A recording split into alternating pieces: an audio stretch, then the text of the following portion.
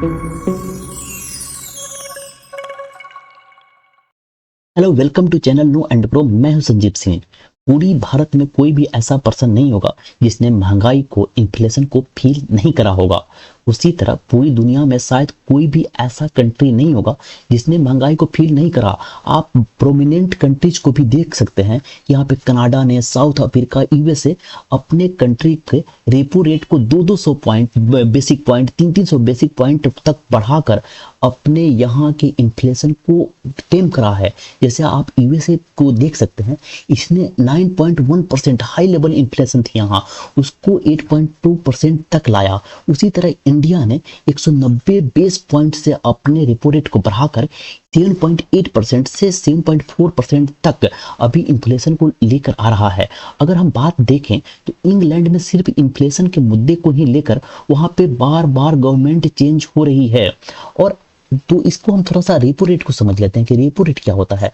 Repo rate को हम इतना बढ़ा कि हम कैसे इन्फ्लेशन को टेम कर रहे हैं, यह सबसे प्राइमरी सॉल्यूशन के रूप में इसको देखा जाता है। जैसे कि कोई कहीं भी फेडरल, जैसे यूएसए में फेडरल बैंक है, इंडिया में आरबीआई है, तो ये क्या करती है ना कि इसके अंडर में बहुत सारे commercial banks, public sector banks होते हैं। तो ये जिस रेट पे इनको पैसा देती है ना, उसको रेपो रेट कहते हैं। अगर यह रेपो रेट को इंक्रीज कर देती है तो इनके पास पैसे की थोड़ी सी कमी हो जाती है, क्योंकि इस हाई रेट पे ये पैसा नहीं ले पाते हैं। और पैसा नहीं ले पाते हैं ना, तो मार्केट में भी लिक्विडिटी, तरलता, पैसे थोड़ा सा कम होता है। और पैसा मार्केट में अगर थोड़ा सा कम होगा तो महंगाई खुद ब खुद टेम हो जाती है। अब यहाँ पे बात ये रही है कि PHDCCI बोला है कि हम दिसंबर 2022 तक 6% तक हम इन्फ्लेशन को लेकर आएंगे। तो यह 6% तक जाने की कोशिश क्यों है, इसको हम डिस्कस करेंगे। तो ये बात ये है कि यहाँ पे इंडिया की मॉनेटरी पॉलिसी कमेटी MPC और गवर्नमेंट ने ऐसा प्रतिबद्धता जताई थी कि हम इन्फ्लेशन को 4% ±2% तक के बीच में ही रखेंगे, यानी कि मैक्सिमम 6% और मिनिमम 2% के बीच में रखेंगे। अब यहाँ पे एक क्वेश्चन माइंड में आ रहा होगा कि मिनिमम 2% तक की ही बात क्यों करते हैं, हम इससे भी तो नीचे जाकर कम करें तो इन्फ्लेशन जितना कम हो उतना अच्छा ही होगा ना। लेकिन ऐसा नहीं है। किसी भी इकोनॉमी को ग्रो करने के लिए थोड़ा बहुत इन्फ्लेशन तो रहना ही चाहिए। हम इन्फ्लेशन के स्टेज जैसे क्राउलिंग इन्फ्लेशन, रेंगती हुई महंगाई, या फिर रनिंग हुई, दौड़ती हुई, चलती हुई, हम इसको एकेडमिकली हम डिस्कस आगे के वीडियो में, आगे ही इसी वीडियो में इसको डिस्कस करेंगे। तो यहाँ पे बात यही है कि हम MPC ने कहा था कि हम इसके आसपास ही इन्फ्लेशन को रखेंगे। इंडिया ने अभी तक 190 बेसिक पॉइंट से अपने रेपो रेट को बढ़ाकर अभी इसका जो महंगाई है, रिटेल इन्फ्लेशन यानी कि खुदरा इन्फ्लेशन, वो कहाँ तक है, 7.41% तक है। इंडिया में अभी इन्फ्लेशन का मुद्दा इतना हॉट है कि इस पे खूब राजनीति होती हुई आपको दिखेगी। यहाँ पे प्राइम मिनिस्टर मोदी ने इस बात को संसद में कोट किया, जैसे कि अपने देश के फर्स्ट प्रधानमंत्री नेहरू ने ऐसा कहा था कि अगर कोरिया में भी युद्ध होता है तो उसका असर भारत के महंगाई पे देखा जा सकता है। तो इसको इन्होंने यह जस्टिफाई करने के लिए संसद में बोला, क्योंकि यूक्रेन और रसिया युद्ध अभी चल रहा है तो उसका ही अगर असर हम इंडिया और दुनिया के वाकयात, अगर वहां कोरिया में लड़ाई हो तो उसका असर यहाँ पड़ जाता है चीजों के भाव पर, हमारे काबू के बाहर बात है। अगर अमेरिका में कोई बात हो उसका असर यहाँ की चीजों के दाम पे पड़ जाए।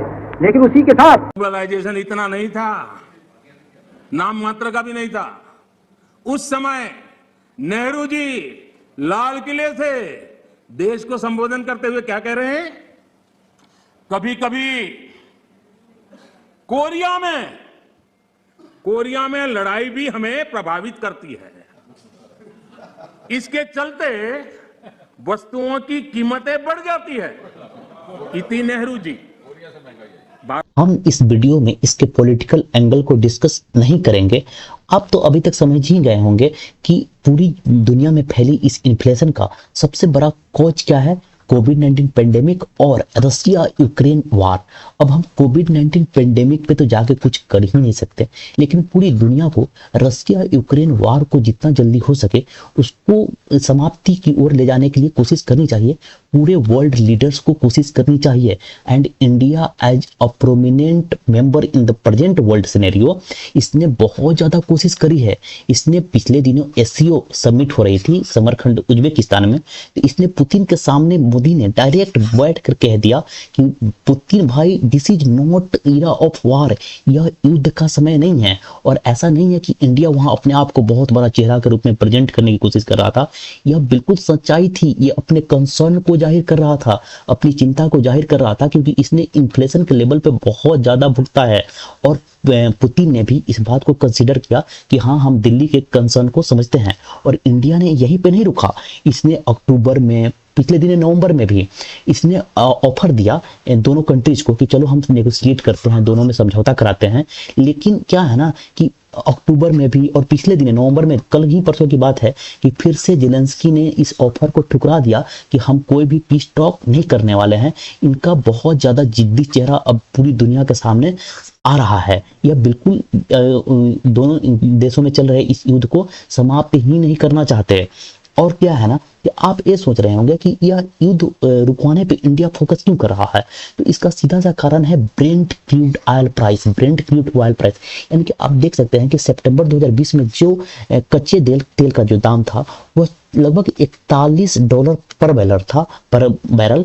अब इसका मूल्य $90 पर बैरल हो चुका है।